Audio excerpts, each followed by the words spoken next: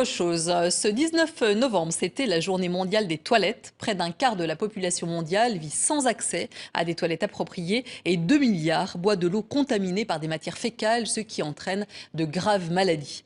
Cette journée mondiale de l'ONU existe depuis 20 ans. Elle permet de mettre l'accent sur cette situation qui perdure dans nombre de pays d'Asie du Sud ou d'Afrique subsaharienne. Nous allons voir un exemple en RDC dans les communes de Barumbu et de Limete. C'est un reportage de Philippe Randriarimanan et Francine Mokoko, tourné en 2018.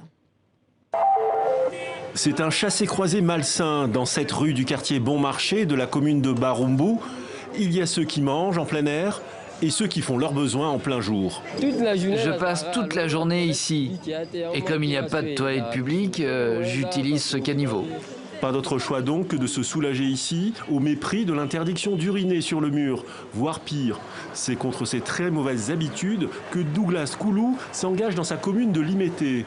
Ce maire n'est pas peu fier de cette installation flambant neuve dont il est l'initiateur pour combler l'absence de sanitaires publics.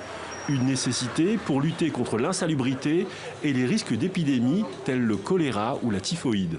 La commune de Limete, ayant aussi des frontières fluviales, est exposée aux maladies hydriques ou des maladies des mains sales.